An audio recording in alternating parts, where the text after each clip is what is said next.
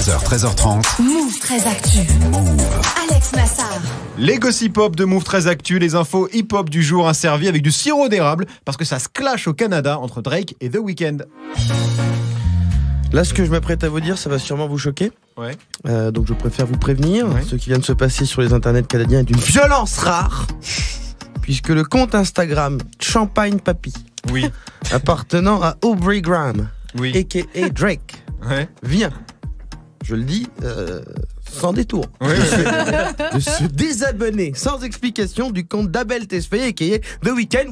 Oui, vous l'avez compris, ils se sont unfollow sur les réseaux. Mais on s'en fout un peu, non? Mais comment, Je sais pas, mais- comment tu peux dire ça, Nassar? On parle quand même d'un unfollow là. C'est très grave. C'est un appel au meurtre. Alors non, mais le problème quand tu utilises des sons de Manuel Valls, c'est que même en différé, il va trop loin. Bref, l'unfollow dans le rap game, c'est pas rien. C'est une provocation, c'est une déclaration de guerre à l'Europe. Bon, pas l'Europe. C'était trop, j'arrivais pas à le couper.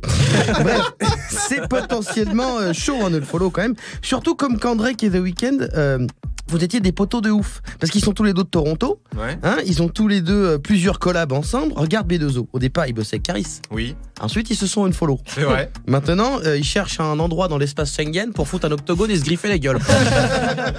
Pour juste un supplément merguez. Mais alors, s'ils étaient vraiment super potes, Drake et The Weeknd, pourquoi ils s'embrouillent? Alors, on n'a pas encore toutes les conclusions de l'enquête, mais selon les premières estimations du FBI d'Internet, Oui. tout ça daterait du dernier son de The Weeknd en duo avec Geza Felstein, Lost in Fire.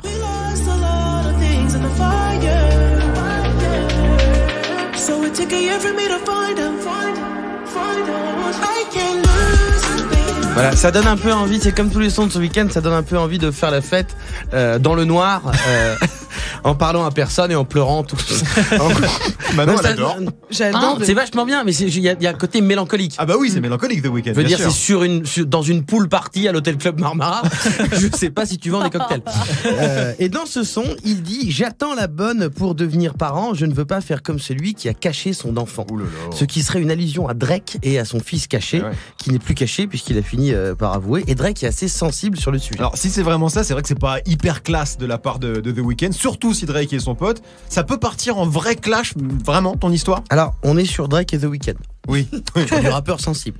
Donc ça devrait pas partir en MMA. Non. Dans la hiérarchie des affrontements, il y a Real Madrid-Barcelone, le classico. Oui. Là, Drake, The Weeknd, on est sur du trop sensiblico.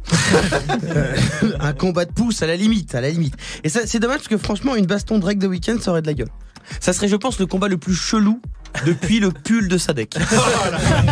Elle t'a marqué, hein, cette baston de Sadek. Oui. Merci beaucoup, Guérin. Merci à toute l'équipe. Merci à vous de nous suivre.